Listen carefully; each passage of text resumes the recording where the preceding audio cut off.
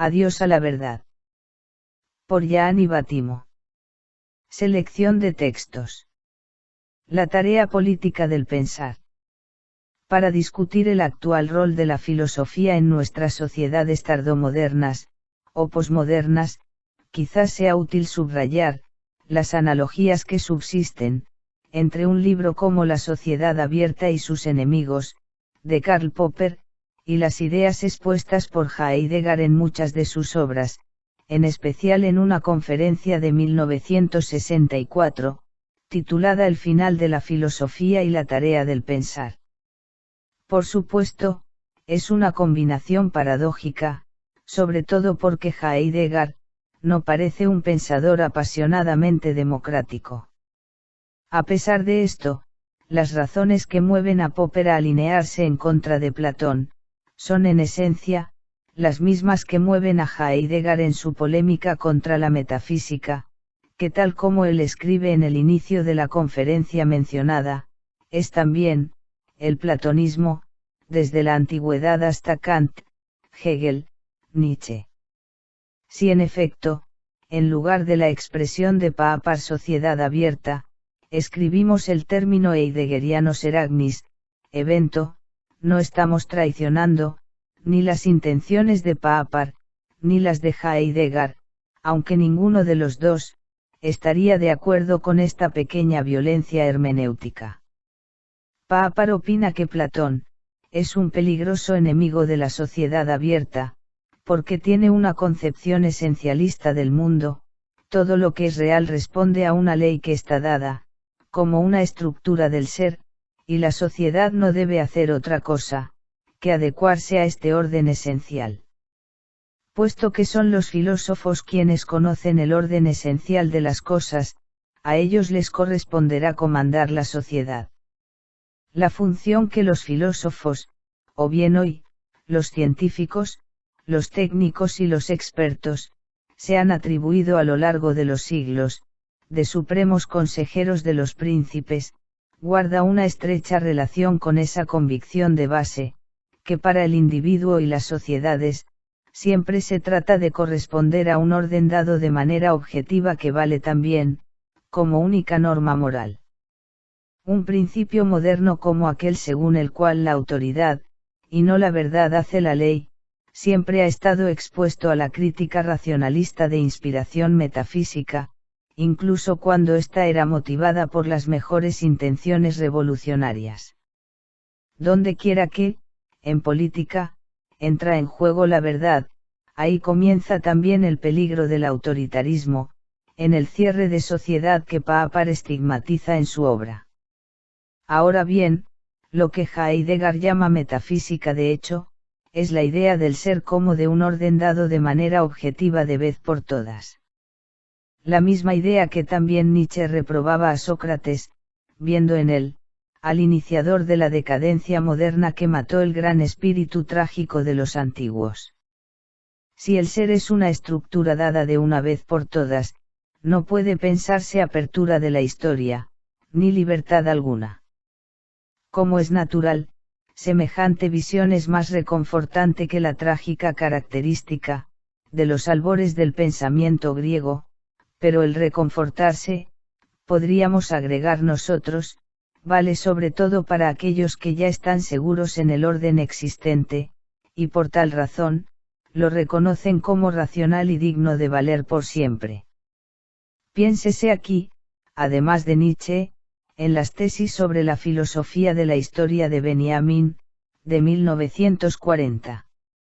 Recuerdo que también, en esas primeras páginas de la mencionada conferencia sobre el final de la filosofía, Heidegger cita junto al nombre de Platón, a Karl Marx, como aquel que había operado antes que Nietzsche, la inversión de la metafísica, es decir, del platonismo.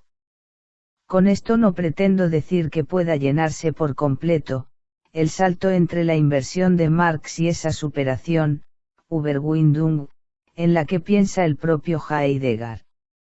Sin embargo, seguramente, no es arbitrario pensar, de parte nuestra, también en las ideas de Marx sobre los orígenes de la enajenación en la división social del trabajo, cuando intentarnos comprender con Heidegger, por qué y cómo la metafísica, se estableció de modo tan radical en la historia de nuestro mundo.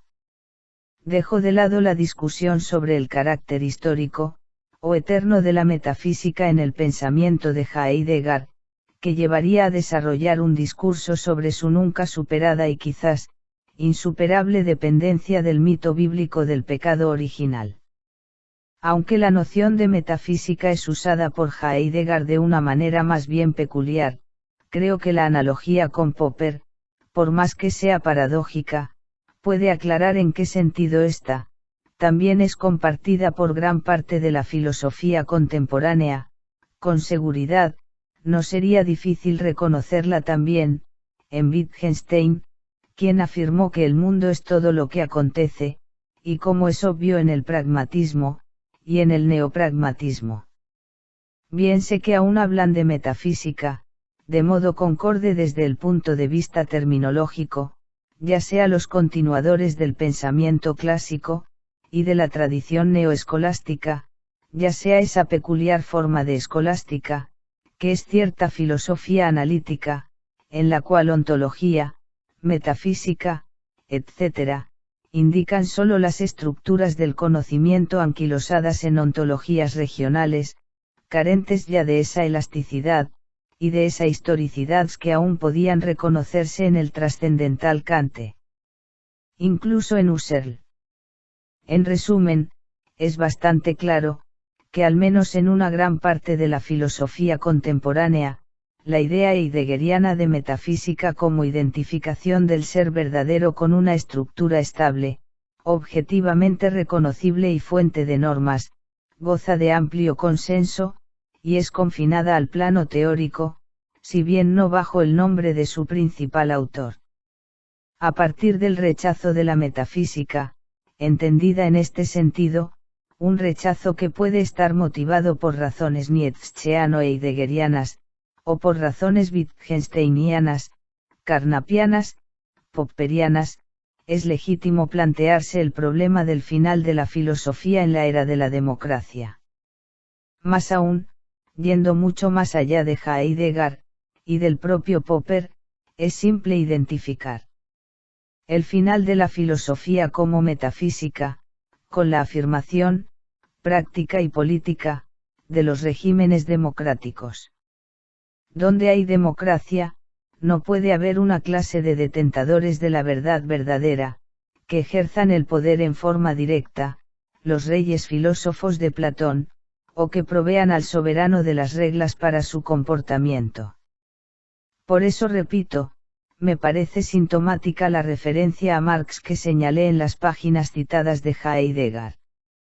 En esas mismas páginas se habla del final de la filosofía a causa de la disolución que ésta sufre con la especialización de las ciencias particulares, desde la psicología hasta la cibernética, que hoy llamamos más bien informática, pasando por la sociología, la antropología, la lógica, la logística y la semántica.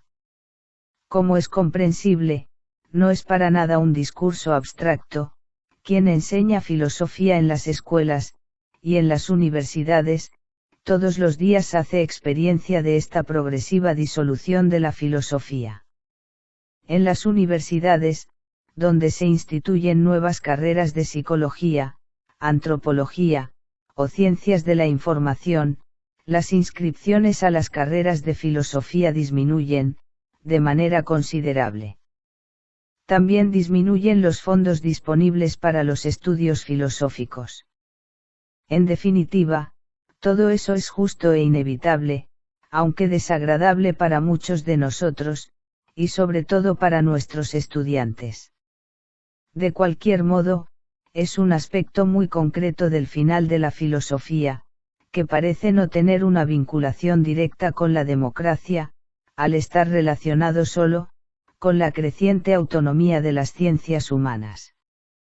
Sin embargo, como señala Heidegger, corresponde a un poder y a un prestigio social crecientes de los especialistas, acompañados de un control científico, cada vez mayor en los diferentes aspectos de la vida en sociedad.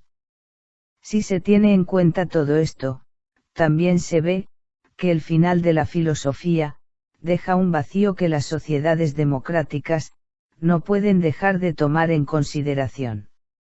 Es decir, por una parte, la filosofía entendida como función soberana de los sabios en el gobierno de la polis, está muerta y enterrada. Por la otra, tal como sugiere el título de la conferencia de Heidegger, que habla de una tarea del pensar, después del final de la filosofía metafísica, subsiste el problema, en específico democrático, de evitar que la autoridad del rey filósofo, sea sustituida por el poder incontrolado de los técnicos de los diferentes sectores de la vida social. Se trata de un poder más peligroso aún, si bien desleal y fraccionado, al punto de que el propósito revolucionario de golpear el corazón del Estado, deviene absurdo pues, el poder está distribuido en forma objetiva entre los muchos centros que cultivan las variadas especializaciones. Si quisiéramos usar una metáfora psiquiátrica, diríamos que existe el riesgo de construir una sociedad esquizofrénica, donde antes y después se instaura un nuevo poder supremo, el de los médicos, los enfermeros, las camisas de fuerza, y las camas de inmovilización. Intentemos pues, modificar el título de la conferencia de Heidegger de esta manera: el final de la filosofía en las sociedades democráticas, y la tarea política del pensar. Ha terminado el rol soberano del filósofo, ¿por qué se han terminado los soberanos? No es fácil decir si estos finales, están vinculados en una relación de causa y efecto. Al igual que Marx, Heidegger diría que el final de la metafísica, y por lo tanto, de las pretensiones de soberanía de la filosofía, no es un asunto que se haya cumplido ante todo por acción de los filósofos. Con certeza, para él, todo esto es más un evento del ser al cual la filosofía debe solo corresponder, pero, como puede verse, la distancia de Marx resulta muy relativa. ¿Dónde habla el ser, al cual el filósofo debe responder? Con seguridad, no en la estructura económico-material de la sociedad, o no solo en ella. La posibilidad que tenemos de plantear propuestas interpretativas que aún hoy, son un tanto escandalosas, pero que hace 30 años habrían sido incluso impensables, como la hipótesis de una cercanía, entre la sociedad abierta de Popper, y el final de la metafísica, tal como lo piensa Heidegger, no nace de una salida filosófica cualquiera, sino que si tiene alguna validez es a su vez, una respuesta a nuevas condiciones de la época. Con respecto al momento en que se situaban Popper y Heidegger, hoy el mundo está mucho más avanzado en el camino de la integración y de la racionalización científica. Por lo cual, el final de la filosofía, ya sea en el sentido de su disolución en ciencias particulares, ya sea en el sentido del vacío y de la ausencia que deja en la democracia misma, es un hecho mucho más visible y universal. Al proponer la tesis de la cercanía entre Heidegger y Popper, no descubrimos una verdad más profunda, esta aún sería, en efecto, una forma de pensamiento metafísico, con pretensiones de absoluto, sino que correspondemos a lo que acontece, al evento, también en sentido heideggeriano específico del término. La tarea del pensar en esta situación, ya sea que nos refiramos a Marx, o a Heidegger, aunque quizá no a Popper, es la de pensar lo que queda oculto, en la cotidiana presentación de lo que siempre sucede, o sea para Marx, la concreción dialéctica de los nexos que la ideología nos esconde, para Heidegger, la verdad como aletheía, como apertura de un horizonte, o de un paradigma que hace posible toda verdad, entendida como una conformidad hacia las cosas, verificación o falsificación de proposiciones. Como es natural, Popper no puede acompañarnos en este ulterior paso del discurso, ya que la alusión a Marx, o a algo oculto que trata de pensarse, parece alejarnos de la idea de la sociedad abierta. Aquí sería demasiado extenso mostrar que en cambio, la cercanía con Heidegger y Marx en los términos que he propuesto, todavía tiene valor. Dejemos de lado pues, a Popper. El acercamiento de Marx y Heidegger, que este último sugiere en la conferencia que estoy comentando, es en cambio, determinante. Sin embargo, puede hablarse de la aletheia oculta a la que alude Heidegger como si fuera la concreción de las relaciones socioeconómicas de Marx. En otros términos, cómo se configura la tarea del pensar después del final de la filosofía, cuando los filósofos ya no piensan tener un acceso privilegiado a las ideas, y a las esencias que los pondría en condiciones de gobernar, o de dar normas al soberano.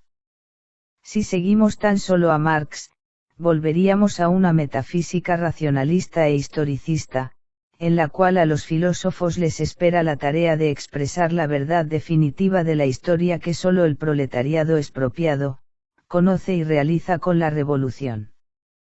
Tampoco Marx en el fondo, supo mirar de veras al ser como esencia, y por eso tiene razón contra él, Popper al considerarlo un enemigo de la sociedad abierta. En cambio, si solo siguiéramos a Heidegger, nos encontraríamos atrapados en esa mística sin fundamento, mala mitología, funesto irracionalismo que él mismo ve, como riesgos a los que está expuesta su posición. Para escapar a estos riesgos, que no son solo de Heidegger sino de muchas de las filosofías de hoy, al menos de las que se niegan a devenir solo un apéndice, más o menos superfluo, de las ciencias humanas y de las ciencias en general, dar un paso adelante en el camino de esa urbanización de la provincia heideggeriana, inaugurado por Hans-Georg Gadamer, cito la expresión ya famosa acuñada por Jürgen Habermas. Tal urbanización requiere que se libere a Heidegger de la mística sin fundamento, desarrollando más allá de sus intenciones, la referencia a Marx. En su conferencia sobre el origen de la obra de arte, Heidegger había señalado entre los modos de acontecer de la verdad, no solo el arte sino también, el ámbito de la razón, la ética, la política, el pensamiento esencial. Estos aspectos quedaron sin desarrollo ulterior en la continuidad de su pensamiento.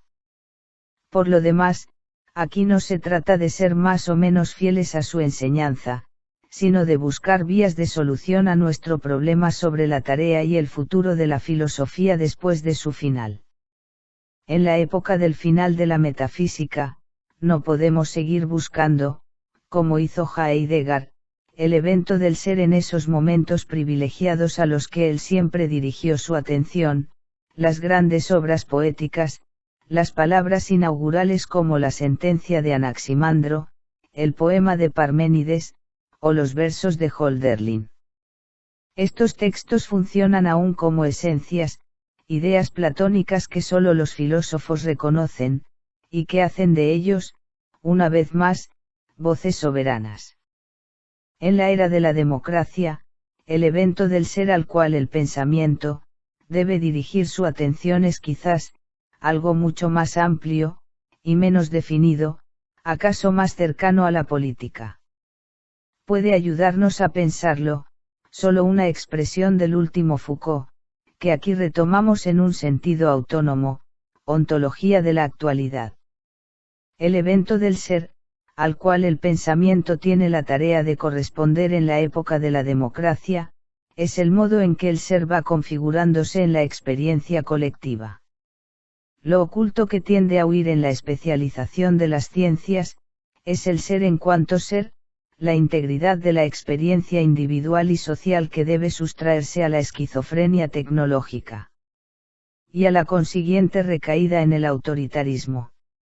Hablar aquí de ontología y confiar esta tarea, una vez más, a los filósofos que ya no son soberanos ni consejeros de los soberanos significa con toda certeza, imaginar un rol nuevo, y aún por definirse del intelectual, no científico, no técnico, sino algo más parecido al sacerdote sin jerarquía, no obstante y quizás, artista callejero. Con menos fantasía, puede pensarse en una figura que tiene mucho que ver con la historia y con la política, en alguien que hace ontología mientras reúne las experiencias actuales con las pasadas, en una continuidad que es el sentido fundamental del propio término logos, discurso, y que construye continuidad también, en la comunidad, ayudando a la formación de nuevos modos de entendimiento. Otra referencia a Habermas, el filósofo como Dolmetscher. ¿Todo esto de veras tiene algo que ver con el ser?, podría preguntarse. Responderíamos, pero ¿es el ser acaso algo diferente, más profundo, y más estable y oculto que su evento? Filosofía y emancipación. Entre las consecuencias de la crisis del comunismo mundial, y del olvido en el que ha caído Marx, también puede mencionarse la pérdida de confianza en el poder emancipador de la filosofía, o sea, en su capacidad de producir efectos prácticos, en la vida individual y colectiva de la humanidad.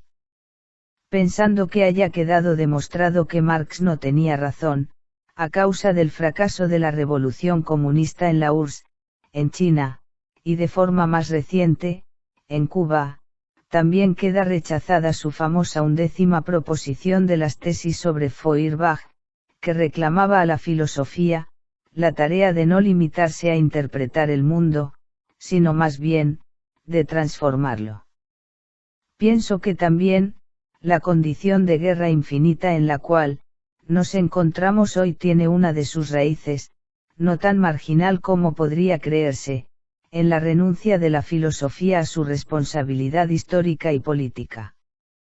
Cuando las armas de la crítica dejan de hacerse escuchar, por la opinión pública, por los políticos, etc., podría decirse, volviendo a emplear una expresión de Marx, que es la crítica de las armas la que toma la palabra.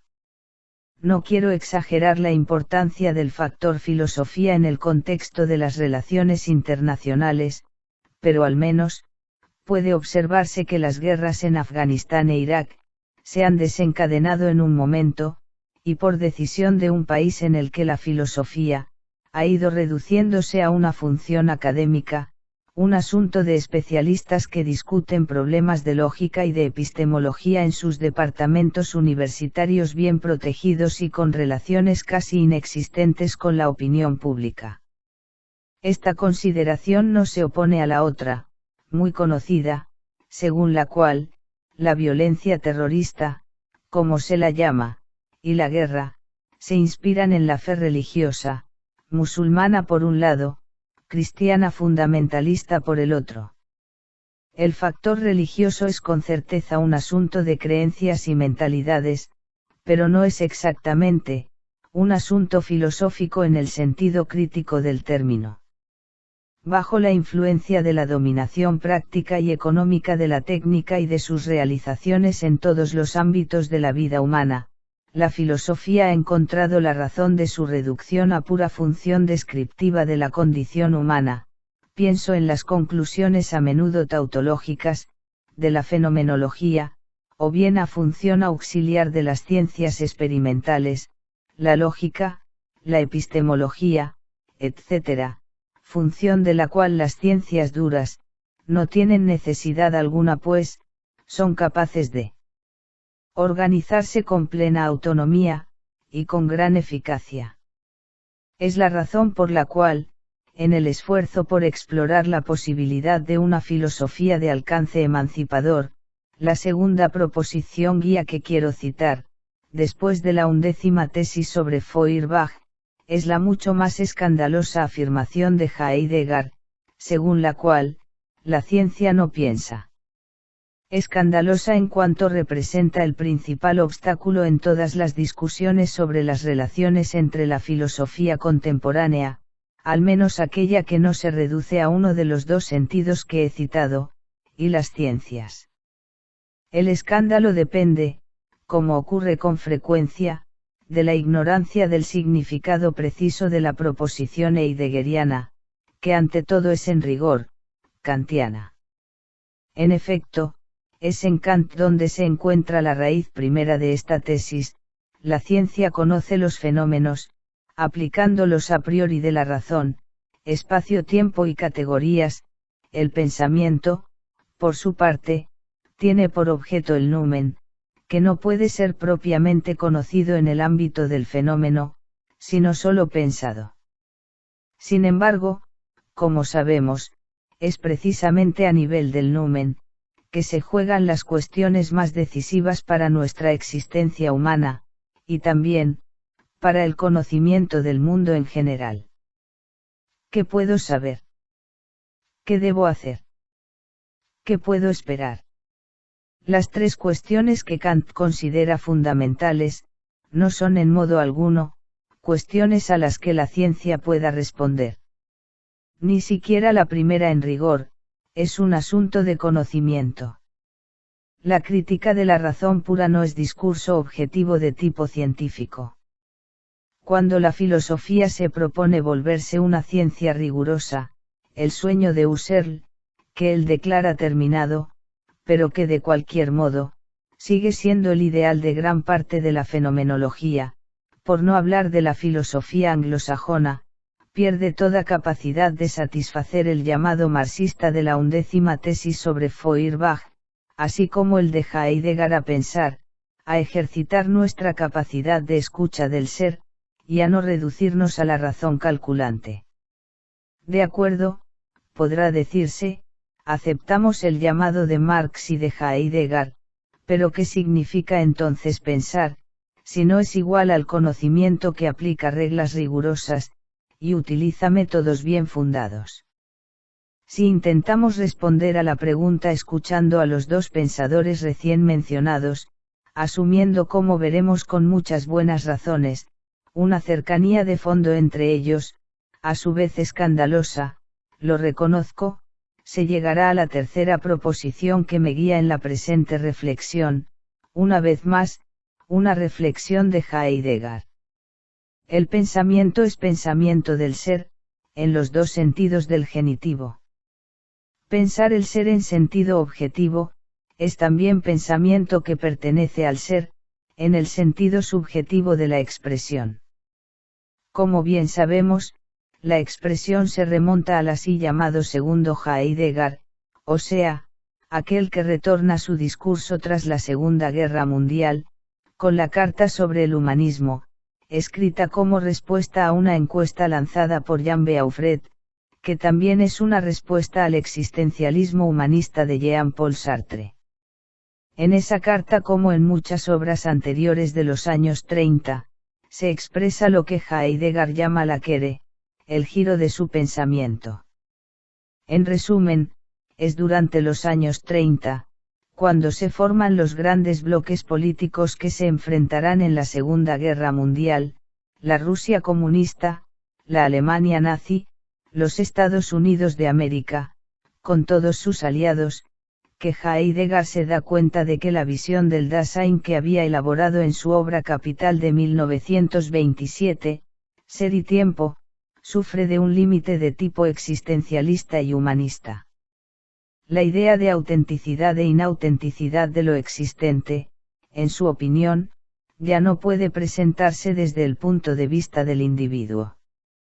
El hecho es que autenticidad e inautenticidad de la existencia dependen, de manera profunda, es decir, por entero, de las condiciones históricas en las que vivimos. No es casualidad que en la Carta sobre el Humanismo, Heidegger cite el nombre de Marx con un respeto que no nos esperaríamos de uno de los rectores nazis de la Universidad de Friburgo.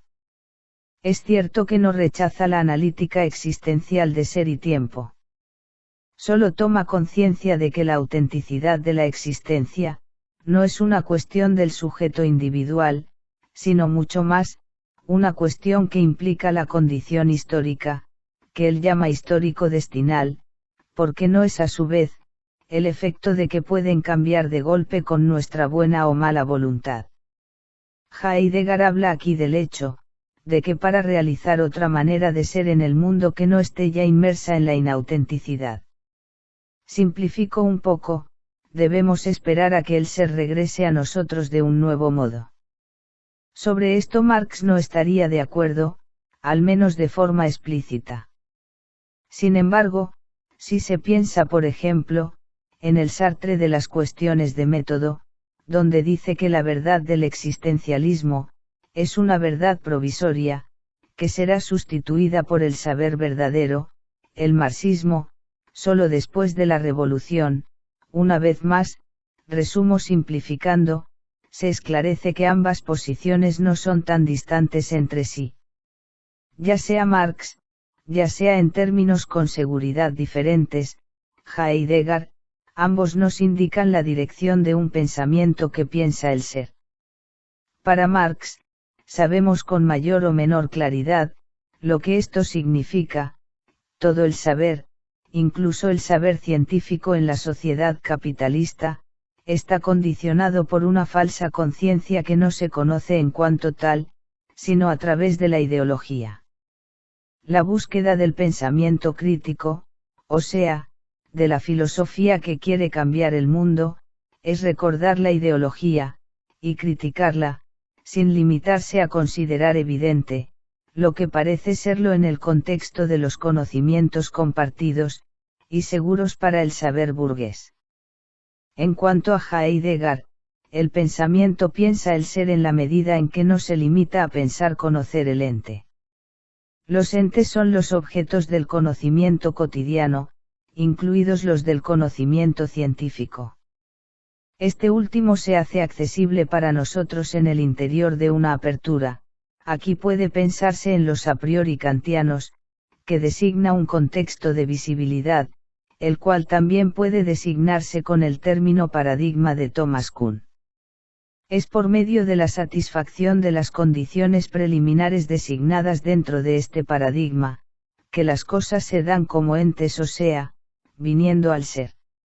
Un paradigma, o una apertura histórico-destinal de la verdad, está constituido por un conjunto de conocimientos preliminares, recibidos de un conjunto de expectativas, por ejemplo, ahora no nos esperamos encontrar un vampiro, hace 100 años sí, y de un conjunto de reglas para verificar o falsificar las proposiciones.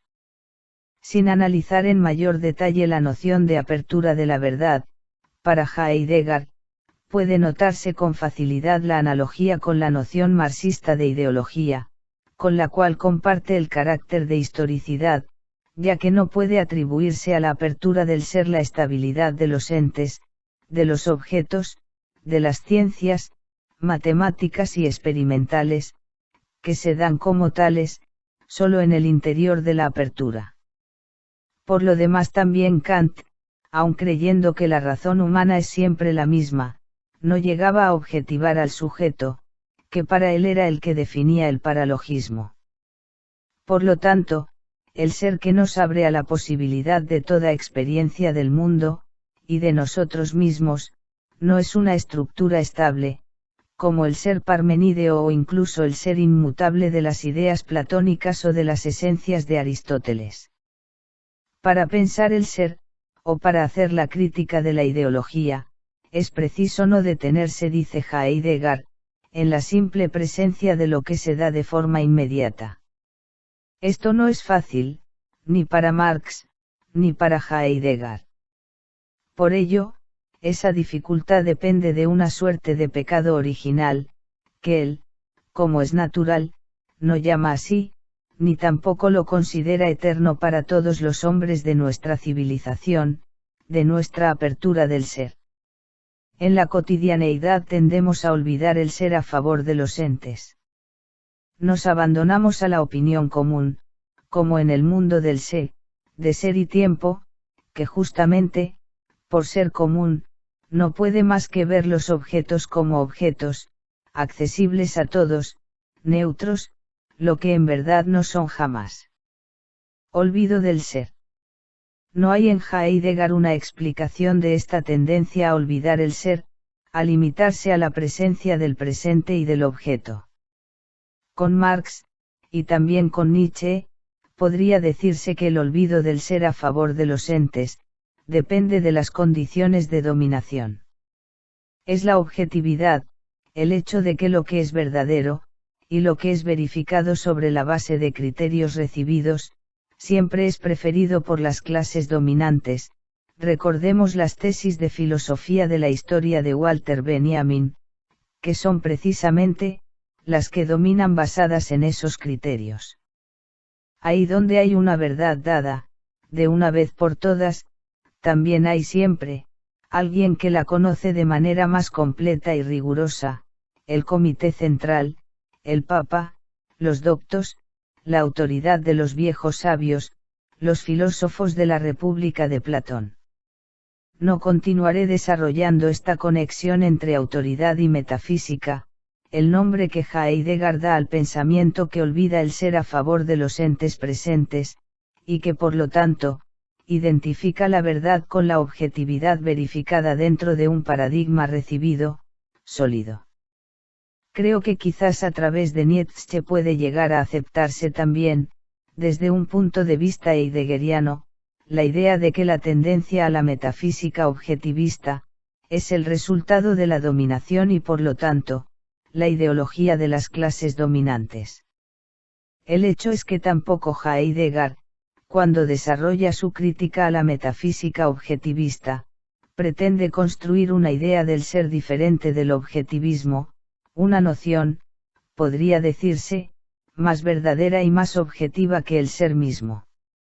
Está más bien comprometido, como gran parte de la vanguardia intelectual de principios del siglo XX en Europa, con rebelarse contra el objetivismo positivista que es el aliado de la industrialización, y de la reducción del hombre a máquina. Basta con pensar en la película, Tiempos modernos, de Charles Chaplin.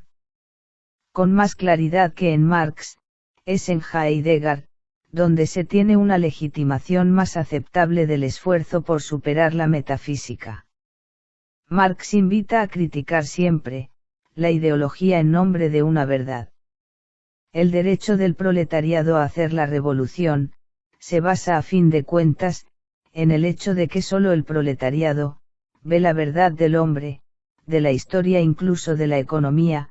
De ahí los famosos planes quinquenales de Stalin y Mao, ya que al no tener ningún interés que le ofusque la vista, y al tener solo su propia fuerza de trabajo y reproductiva, ve como si no estuviera en ningún lugar, realiza el verdadero saber absoluto en el que pensaba Hegel. Ese derecho del proletariado está fundado pues, en su capacidad de verdad, que también es una actitud metafísica. Como si para el mismo Marx la emancipación, digamos la salvación, dependiera del conocimiento objetivo, no oscurecido por la ideología, de la verdad. De ahí, aunque no tan solo, puede decirse que deriva la tendencia del comunismo real, soviético, chino, etc., a devenir régimen autoritario. Si la revolución proletaria se consuma, ya se está en el régimen verdad, que debe ser protegido de toda herejía, de toda pretensión de cambio. Sin embargo, si se pensara en Marx liberado de estos residuos metafísicos, es posible imaginar un comunismo ideal, opuesto a los comunismos reales, que respondiera también a las acusaciones de Popper, quien reprochaba sobre todo a la filosofía marxista de la historia y en principio, a Platón el vicio de oponerse a una sociedad abierta. En este punto del discurso se encuentra nuestro punto de partida, la tesis de Marx sobre Feuerbach. ¿Qué significa para la filosofía contribuir a transformar el mundo en un sentido deseable, racionalmente preferible a las condiciones efectivas a las que se está siempre ya lanzado? El carácter proyectual de toda existencia, lo que era el resultado proyectual de ser y tiempo, solo puede concretarse en un proyecto histórico que, por ser histórico, también es de manera inevitable, político y colectivo.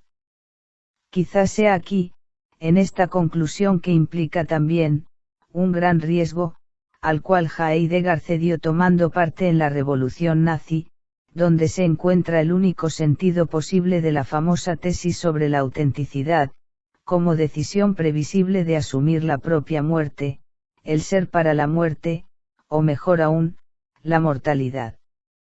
En una página de Ser y Tiempo, se lee que la manera de no tomar el pasado como vergagen, por lo tanto, pasado devenido, necesidad irrevocable, la piedra del pasado, del esbar que oprimía al Zaratustra nietzscheano, sino de asumirlo como Gewesen, un existente que siempre ha estado abierto a nuestra interpretación y decisión, exige que el Dasein elija a sus héroes.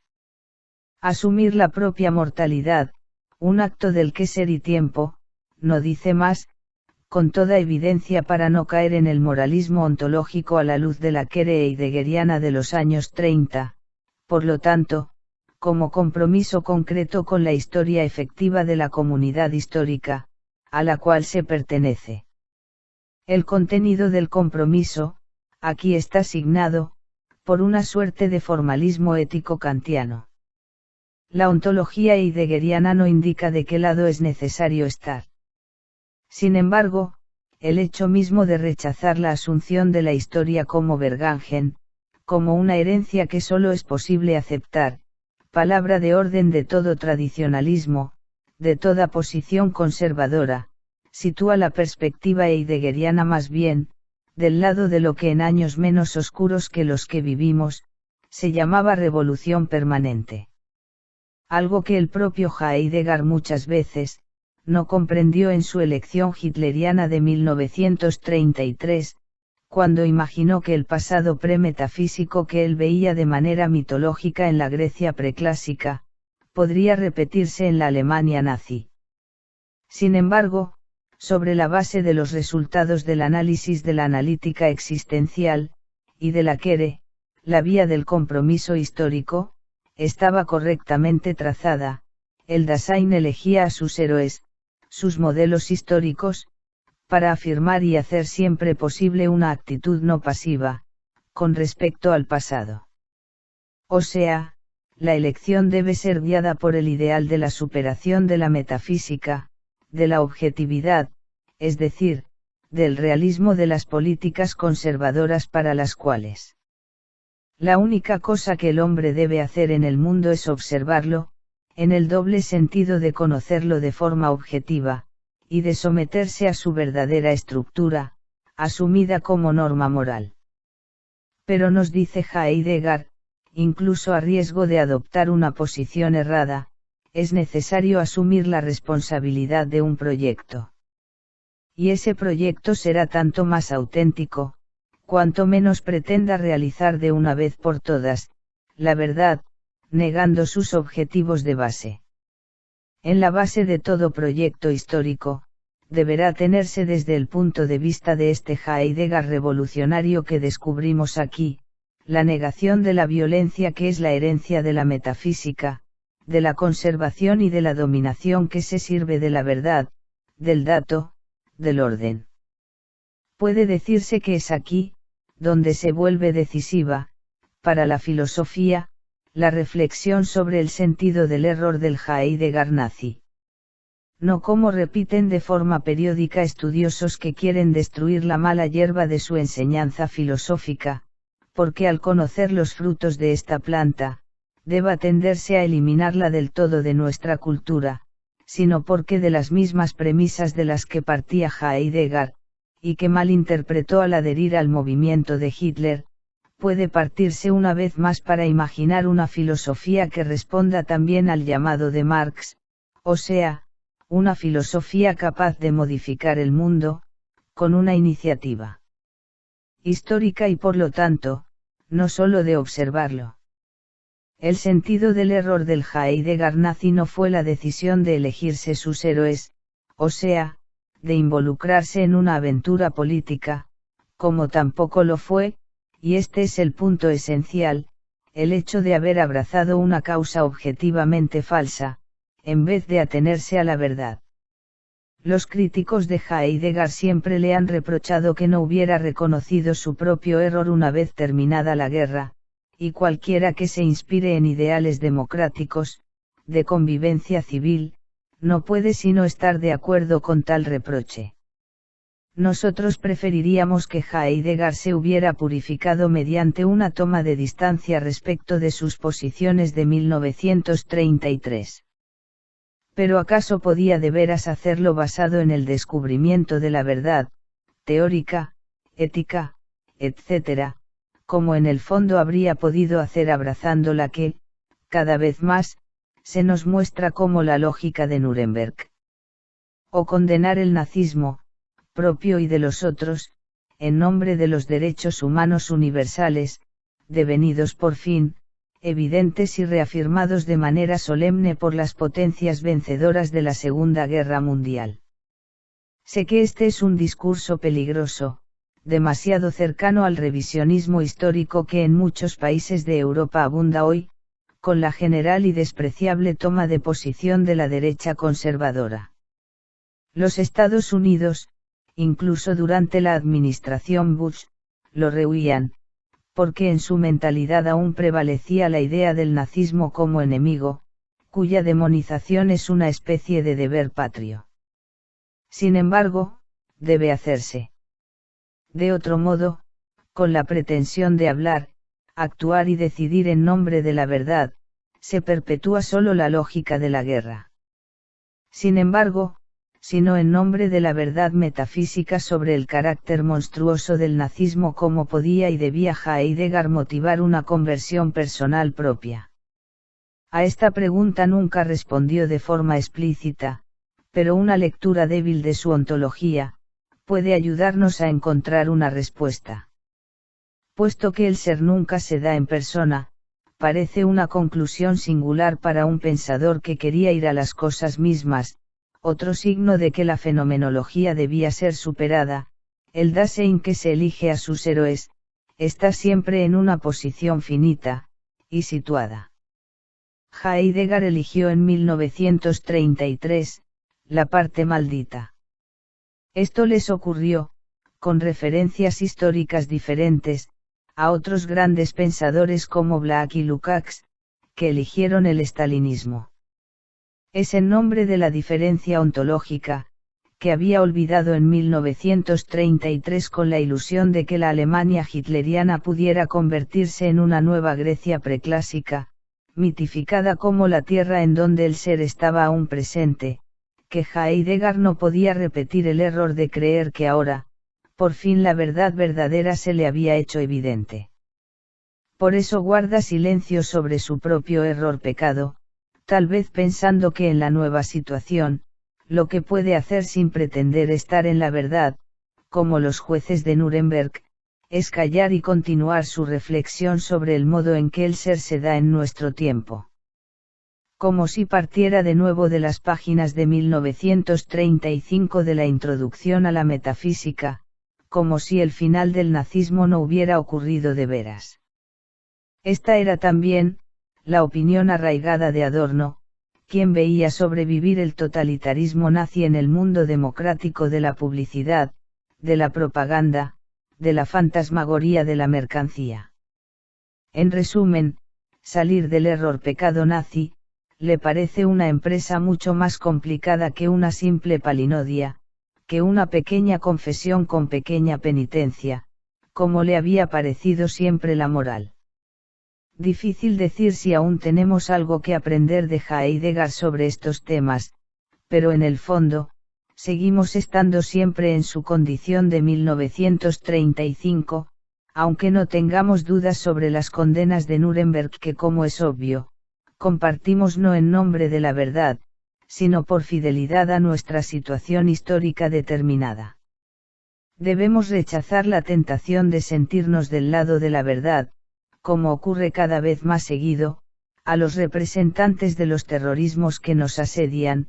El Bush es portador de la democracia por medio de las bombas, hasta Bin Laden, o cualquiera en su lugar, pretendiendo imponer la Sharia a todo el mundo.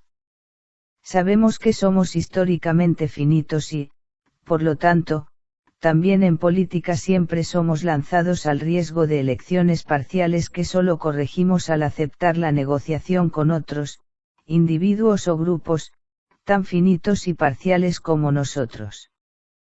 Incluso solo enseñándonos a sentirnos parte de una negociación, de un diálogo, o hasta de un conflicto, que podemos intentar regular mediante normas y tribunales pero no eliminar por completo, Tal vez la filosofía pueda comenzar a transformar el mundo en lugar de limitarse a contemplarlo. Sobre todo hoy, en un momento en que el mundo aparece cada vez más dividido entre dogmatismos terroristas que pretenden representar la verdad, la justicia infinita, la autenticidad humana definitiva, como democracia formal occidental, o como ideal de un gobierno conforme a la ley divina de la Sharia, esta herencia abierta de Heidegger tiene muchas cosas para decirnos.